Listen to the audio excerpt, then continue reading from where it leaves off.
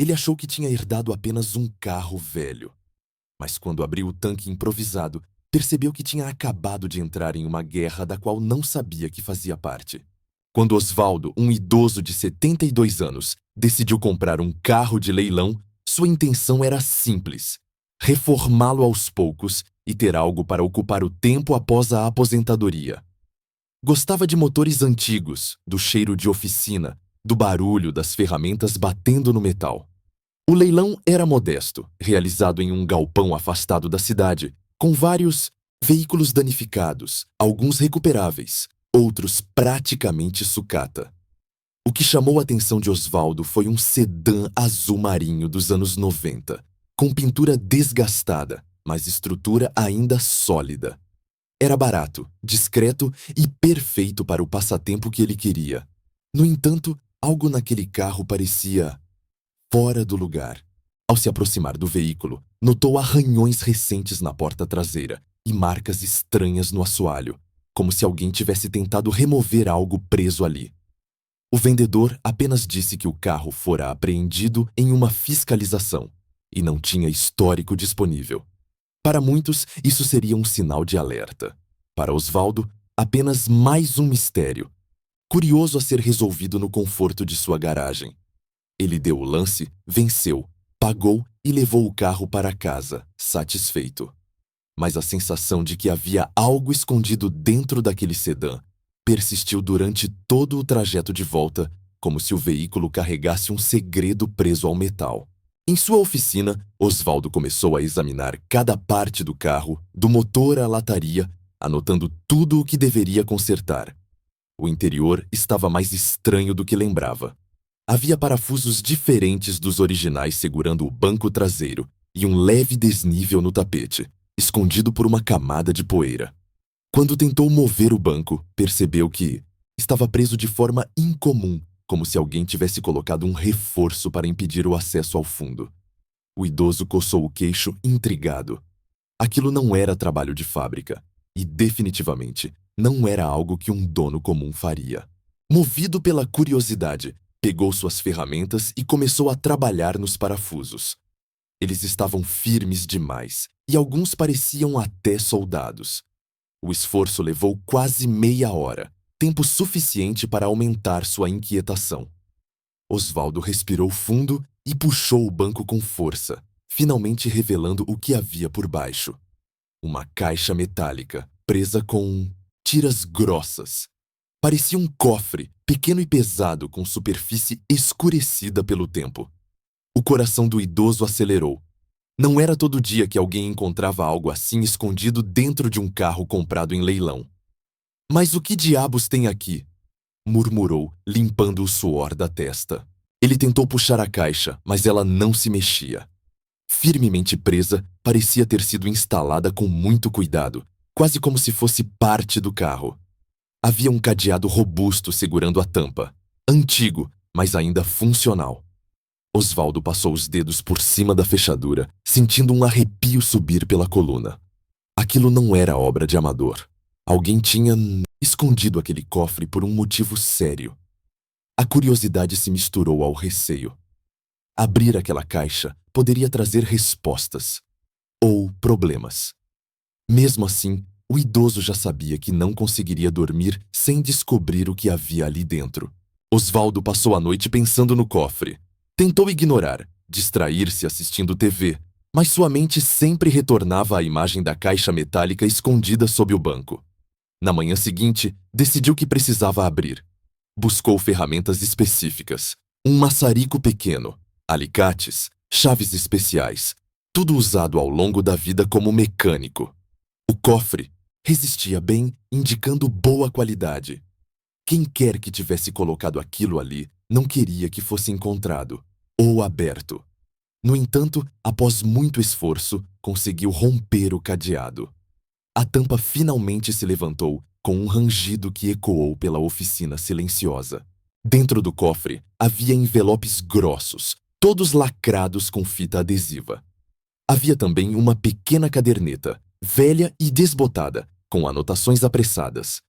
Osvaldo abriu o primeiro envelope e seus olhos se arregalaram. Documentos oficiais, certidões, fichas de registros bancários, transferências de valores altíssimos. Tudo parecia ligado a nomes desconhecidos, muitas vezes acompanhados de códigos ou siglas. Era informação demais para alguém comum guardar. O segundo envelope, porém, trouxe o verdadeiro choque.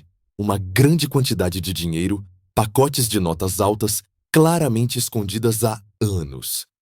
Isso é perigoso demais, sussurrou. A caderneta era ainda mais preocupante. Continha datas de reuniões, apelidos suspeitos, valores, referências a transações clandestinas. Era praticamente um diário de atividades ilegais. Quanto mais Osvaldo lia, mais percebia que havia comprado muito mais que um carro sucateado. Ele havia adquirido, sem querer, uma peça importante de um esquema criminoso. Sentiu a garganta secar. Quem esconderia um cofre cheio de documentos e dinheiro dentro de um carro de leilão? Por que o veículo foi apreendido? E pior, será que alguém estava procurando? Nesse momento, o telefone fixo tocou, fazendo o idoso quase saltar da cadeira. Era um número desconhecido. Osvaldo hesitou, mas atendeu. Do outro lado, uma voz masculina, baixa, perguntou: "O carro já está com você?" O idoso congelou. "Quem está falando?" Tentou responder, mas a voz ignorou, repetindo: "O carro azul, ele está com você agora?" O coração de Osvaldo martelava tão forte que mal conseguiu raciocinar.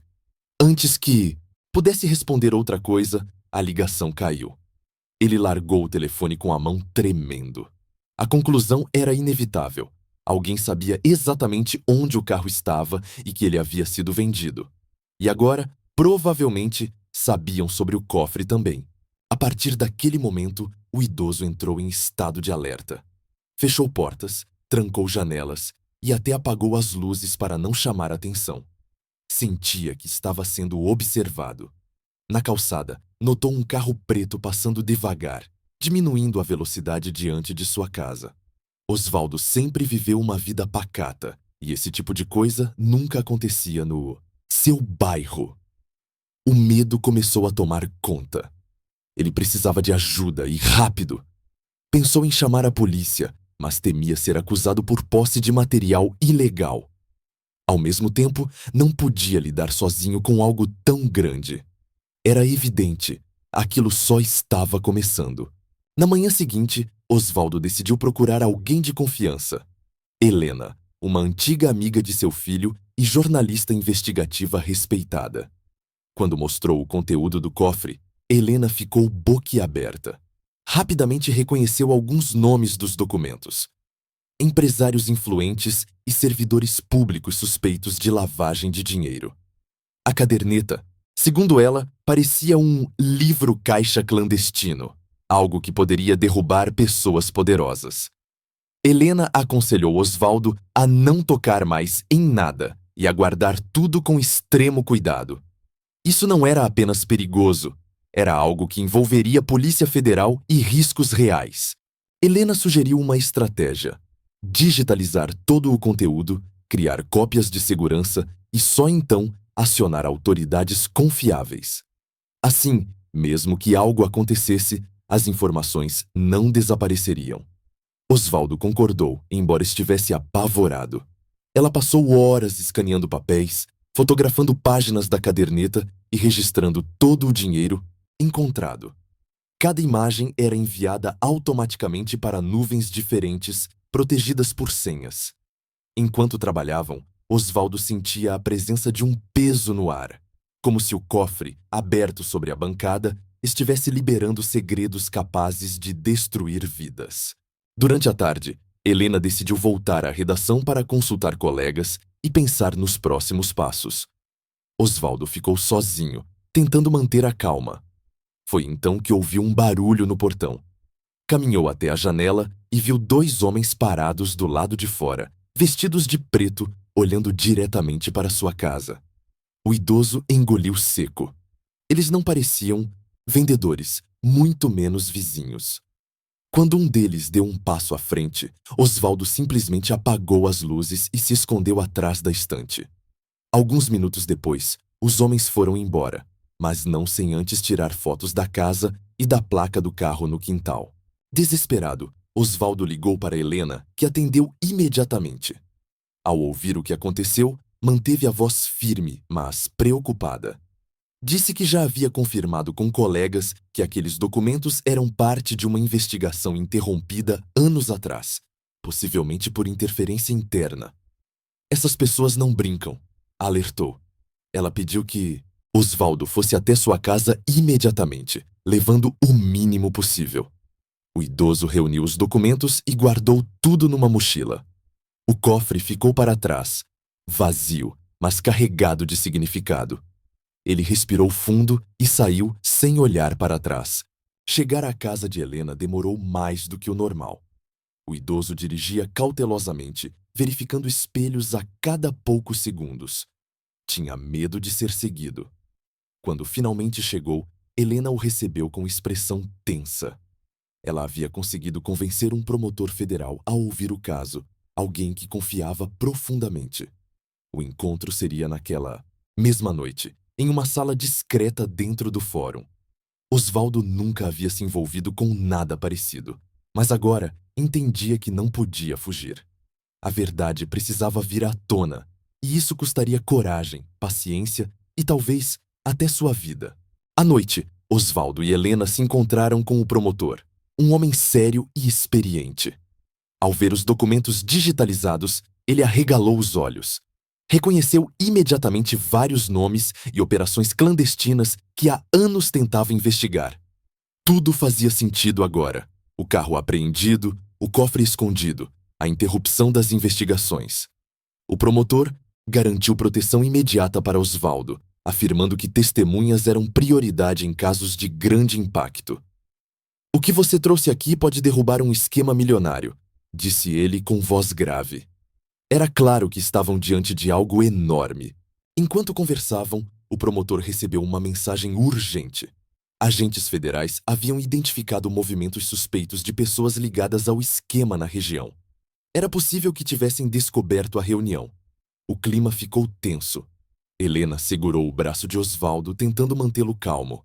O promotor organizou rapidamente uma equipe para escoltá-los até um local seguro, um condomínio isolado usado para proteger testemunhas. O idoso sentiu o coração acelerar. Era tudo rápido demais, perigoso demais. Mas fugir não era mais uma opção. Ele mergulhara fundo demais nesse enredo. No caminho para o local seguro, um carro escuro apareceu de repente no retrovisor, acelerando.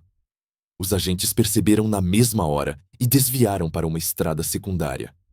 O veículo perseguidor tentou acompanhar, mas acabou perdendo a pista em uma curva fechada. Mesmo assim, o susto deixou Osvaldo em choque. Era a prova de que realmente estavam sendo caçados e que o material que ele carregava tinha valor suficiente para mobilizar pessoas perigosas. Os agentes reforçaram que a proteção continuaria até que tudo fosse exposto publicamente. Dias depois, o promotor convocou uma coletiva de imprensa e divulgou toda a operação criminosa com base nas provas encontradas por Osvaldo. A história tomou proporções nacionais. Manchetes estamparam nomes poderosos, investigações foram reabertas e prisões começaram a acontecer. Osvaldo, sob proteção, assistiu às notícias de um local seguro, sentindo uma mistura de alívio e tristeza. Ele nunca imaginou que comprar um carro velho de leilão o colocaria no centro de um escândalo de corrupção. Agora, finalmente, a verdade estava vindo à tona, e com ela, a justiça que tantas vítimas esperaram por anos. Com o passar dos meses, a vida de Osvaldo começou a retornar ao normal. Ele recebeu autorização para voltar para casa, agora segura e monitorada. O carro de leilão foi recolhido para investigação permanente, mas o idoso não lamentou. A aventura que vivera não era algo que quisesse repetir. Em vez disso, decidiu guardar a caderneta digitalizada como lembrança de sua coragem e de como um homem comum pode, sem querer, mudar o destino de muita gente. Às vezes, sentado no quintal, ao pôr do sol, pensava em tudo e sorria. No fim, um carro velho havia revelado um tesouro maior que qualquer dinheiro. a verdade.